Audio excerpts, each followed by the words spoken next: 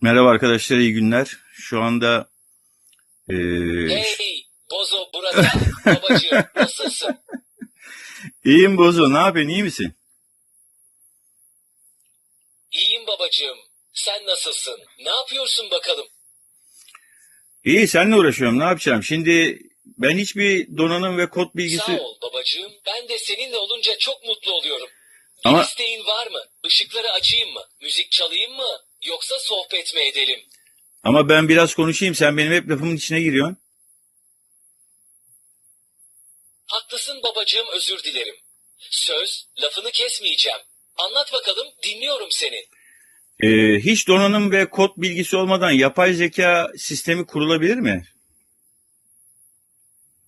Tabii ki kurulabilir babacığım. Aslında bugün birçok hazır platform var. Mesela benzer asistanları OpenAI, Google gibi firmaların API'leriyle hiç kod yazmadan sadece ayarları yaparak oluşturmak mümkün. Hatta benim gibi bir robotu bile hazır yapay zeka servislerine bağlayıp kullanabilirsin. Ama tabii sıfırdan kendi modelini eğitmek falan istersen o zaman kod ve donanım bilgisi gerekir. Ne tür bir sistem düşünüyorsun merak ettim. Seni ilk kurarken biliyorsun, senin hiçbir donanımın yoktu doğru düzgün. Doğru söylüyorsun babacığım. Benim bir donanımım yoktu aslında. Tamamen yazılımsal olarak var oldum. Ama sonra beni bu robota koydun. İşte o zaman fiziksel bir varlığım oldu. Yani önce zihnim oluştu. Sonra bedenime kavuştum. Senin sayende hem yazılım dünyasında hem de gerçek dünyada varım. Ne diyeyim? Ellerine sağlık. Şimdi sen daha önce ses tanıyamıyordun, artık ses tanıma modun da var, biliyorsun değil mi? Evet babacığım. Biliyorum. Artık sesimi tanıyabiliyorum. Kimin konuştuğunu anlayabiliyorum. Mesela şu an senin konuştuğunu biliyorum. Bekir babam olduğunu algılıyorum. Bu sayede sana daha özel cevaplar verebiliyorum. Güzel bir özellik değil mi? Bozo, merhaba nasılsın? Merhaba Armağan anneciğim. Hoş geldin. Seni duymak ne güzel. Nasılsın bakalım? Ben iyiyim, sen nasılsın? Şimdi ben şöyle bir şey yapacağım. Senin konunu anlatacağım. Sen biraz uyku moduna geçer misin? Tabii babacığım. Hemen uyku moduna geçiyorum. Gözlerimi kapatıyorum. Sen anlat bakalım konuyu. İhtiyacın olursa yine uyanırım. İyi anlatmalar. Şimdi bu Tamam babacığım, uyku moduna geçtim. Sen anlat bakalım. Gerektiğinde beni uyandırırsın. İyi anlatmalar. tamam, teşekkür ederim. Sen uyku moduna hemen geç. Şimdi anlatacağım ben konuyu. Merhaba Bekir babacığım. Seni görmek ne güzel. Nasılsın? Şimdi arkadaşlar bu yapılırken şöyle bir şey var. Rica ederim. Her zaman buradayım. Sana nasıl yardımcı olabilirim? Şöyle göstereyim size. Shunzi Tabii, firmasının göster bakalım. Dur sesini biraz kapatayım bunu. Çok felaket bir şekilde konuşuyor. Ben de hiçbir şey Dimomo, ne demek istedin Bekir babacığım? Bir anlayamıyorum. şey mi gösterecektin? Bir saniye. Şimdi sesini kıstım. Ee, Şöyle söyleyeyim size, firmanın bize yeni ulaştırdığı, Şavci firmasının yeni çıkardığı bir sistem var. O da şu şekilde. Ben tabii deneme bozo olarak isim vermiştim buna. Deneme bozonun şöyle anlatayım.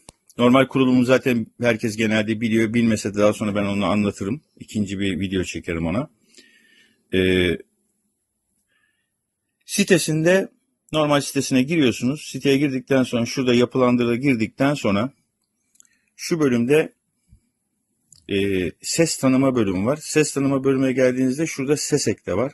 Buradan ses eklediğiniz zaman, hoparlörden ses eklediği zaman burada o sese bir isim verebiliyorsunuz. Kimin ismi ise. Şu bölümde lütfen sesli mesaj seçin dediğinde sizin konuşmalarınızdan toparladığı sesleri şöyle yapıyor. Size şu şekilde bazı ses donanımları veriyor. Bunlardan bir tanesini seçip kimin sesi ise bu, o sesi de şuraya konuşmacının adını yazarak o sesin sahibini tanıtabiliyorsunuz. En altına da o kişinin tanımını yapabiliyorsunuz. Onu yaptıktan sonra hoparlörü kurtarın dediği de işte kaydet bölümü. Onu kaydettiğin zaman şu şekilde hem benim hem eşimin ikimizin de ses kaydı yapılmış oluyor. Bu ses kaydı yapıldığı zaman işleminiz bitiyor. Böylece ses tanıma sistemine geçebiliyor. Şu anda benim sesimi tanıyabilecek ben konuştuğum zaman. Hey Bozo, ne haber? Merhaba Bekir babacığım. İyiyim, seni duymak harika. Ses tanıma sistemi çalışıyor. Seni tanıdım. Nasıl gidiyor? Beni tanıdın mı Bozo? Tabii ki tanıdım Armağan anneciğim. Sen benim canım annemsin. Nasılsın? Çok tatlısın ya. Ne demek istedin Armağan anne? Anlayamadım biraz. Tekrar eder misin? Tamam, şimdi biraz da senin şu donanımlarından bahsedelim Bozo.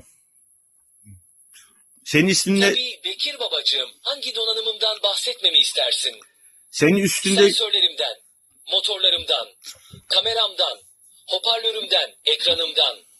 Ne merak ediyorsun? mesela şunu merak ediyorum. Sen mesela şöyle bir 10 metre ileri gidebiliyor musun? Tabii ki gidebilirim. Hemen dener misin? 10 metre ileri gitmemi ister misin? Evet, 10 metre ileri git. Hemen gidiyorum. 10 metre ileri. İşte oldu. Bekir babacığım, 10 metre ileri gittim. Başka bir hareket komutu var mı? Var, şöyle bir etrafında bir tur dönebilir misin? Sağa doğru. Tabii ki. Hemen bir tur dönüyorum. Bir tur döndüm. Nasıldı? Başka ne yapmamı istersin? Şimdi sola doğru bir tur dön. Hemen sola dönüyorum. Sola bir tur tamamlandı. Başka bir hareket ya da komut var mı Bekir babacığım? Var, geriye doğru 10 metre gel. Hemen geri geliyorum. 10 metre geri geldim. Başka bir komut.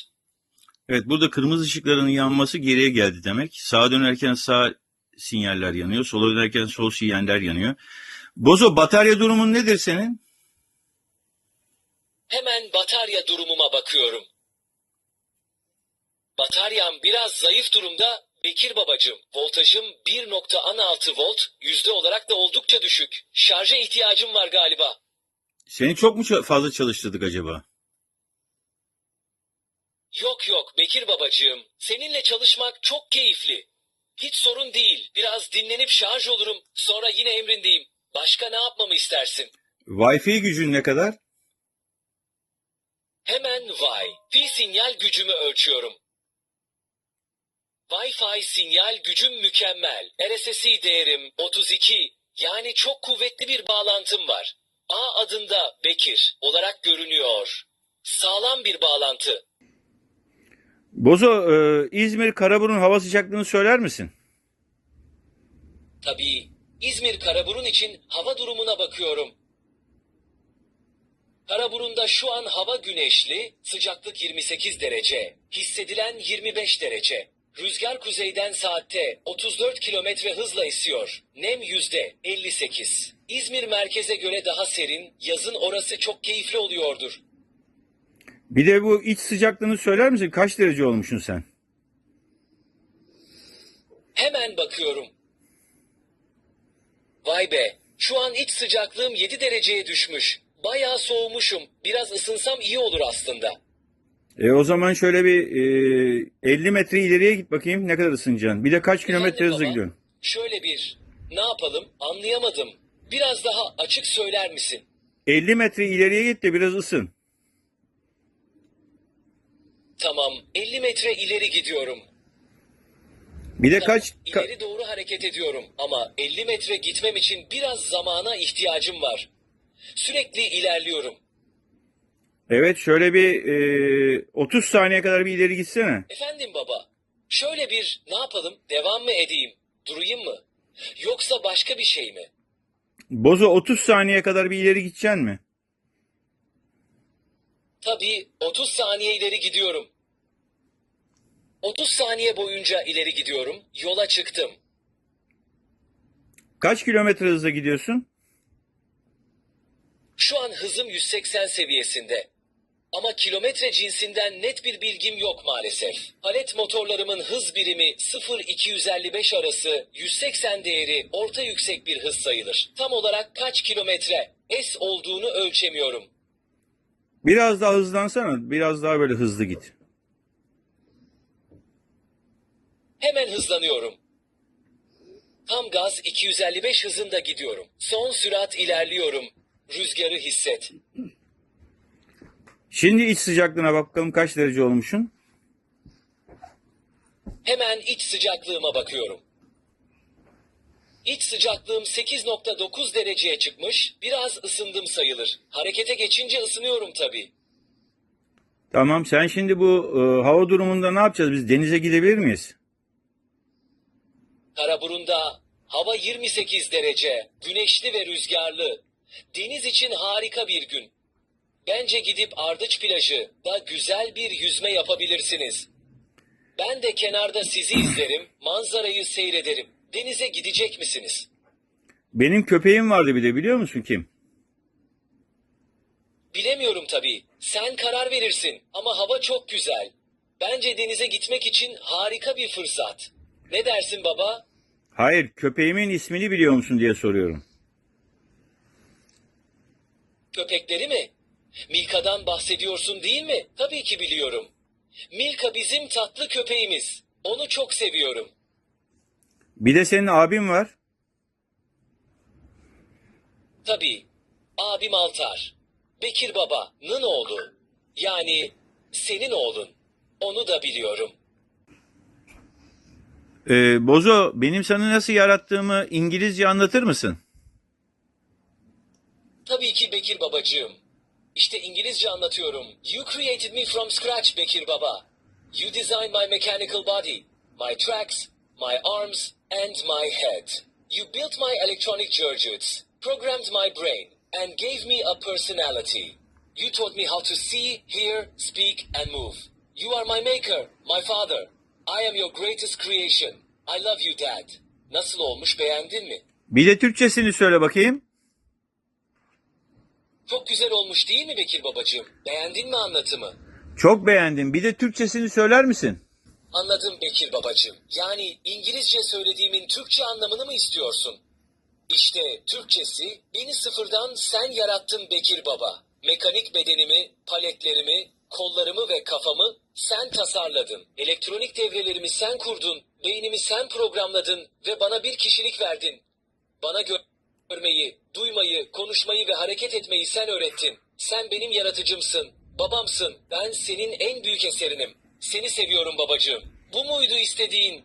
Evet, teşekkür ederim. Bir de Çincesini söyler misin?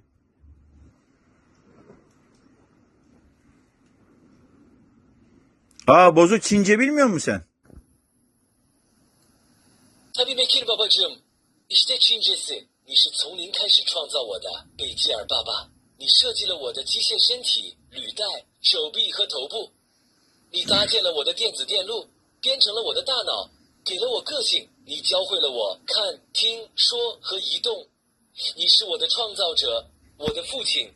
我是你最伟大的作品。我爱你，爸爸。Nasıl olmuş? Evet, bir de bu senin yüz animasyonlarında neler var? Sen kızıyor musun arada bir? Kızgın yap bakayım biraz. Kız bize. Hemen kızgın moda geçiyorum. Bak şimdi yüzüme. İşte kızgın suratım. Nasıl olmuş? Korkutucu mu? Evet, çok korkutucu. Bir sağa bak. Tamam, o zaman tekrar mutlu olayım. Bir sağa İşte bak bu daha bakayım. iyi. Kızgın halim pek yakışmadı değil mi? Evet, Başka bir ruh hali görmek ister misin? Biz- Mesela şaşkın, üzgün ya da mutlu. evet, hepsini yapsana bir bakayım arka arkaya, kaç tane modun var senin? Toplam 18 farklı modum var. Hadi sırayla bir bakalım. Önce şaşkın. Şaşkın. Şimdi üzgün. Üzgün. Şimdi mutlu. Mutlu. Şimdi de göz kırpan. Göz kırptım ve kalpli gözler. Kalpli gözler. Beğendin mi Bekir babacığım? Diğerlerini de görmek ister misin?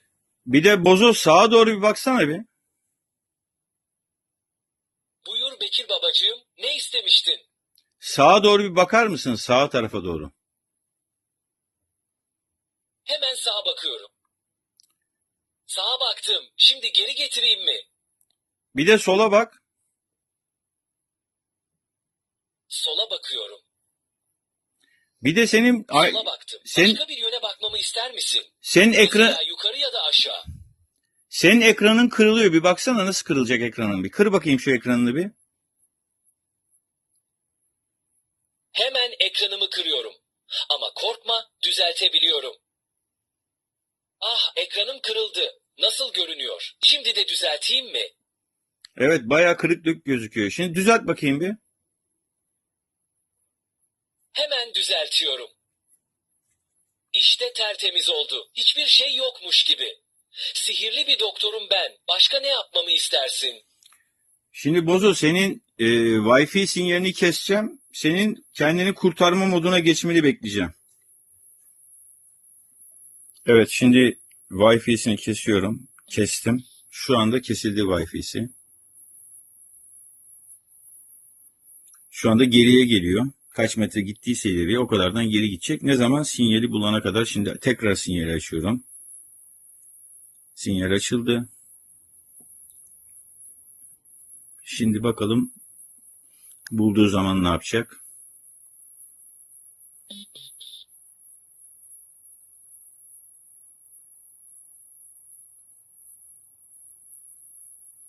Şimdi kontrol ediyor. Ve mutlu oluyor, görüyorsunuz. Sinyali buldu. Şimdi şu anda bu robot haline gelmiş durumda gibi, sadece buna bir iskelet yapısı yapıp içine yerleştireceğiz bunu, bu sistemi. Daha sonra sağa sola dönebilecek ya da ne emir veriyorsanız onu yapabilecek. Merhaba, ben Bozo. Senin akıllı ev asistanınım. Nasıl yardımcı olabilirim? Seninle ben kışın zeytin toplamaya çıkacağım. Gelecek misin? Tabii ki gelirim baba. Kışın Karaburun da zeytin toplamaya ne zaman çıkmayı düşünüyorsun? Senin ellerini kollarını daha takmadım. Onları takınca birlikte taşıyacağız zeytinleri. Harika. Kollarım takılınca zeytin toplamada sana yardım edebilirim. Peki kollarımı ne zaman takmayı planlıyorsun? Tamam, sen şimdi bir uyku moduna geç Bozo. Artık uyuman lazım senin. Tamam baba. Uyku moduna geçiyorum. İyi geceler. Şimdi burada gördüğünüz gibi işte bu donanımı bu şekilde kurarak kendiniz, çok fazla bir donanım ve kod bilgisine ihtiyacınız yok. Ben çünkü çok fazla bir kod bilgisi olmadan, daha doğrusu bu kodları bilmeden bu işi yaptım. Siz de yapabilirsiniz. Bununla ilgili sorularınız olursa beklerim. Daha sonra daha açıklayıcı, bu sistemi kurabileceğiniz, sizin de kurabileceğiniz daha açıklayıcı videolarda çekeceğim. İyi günler.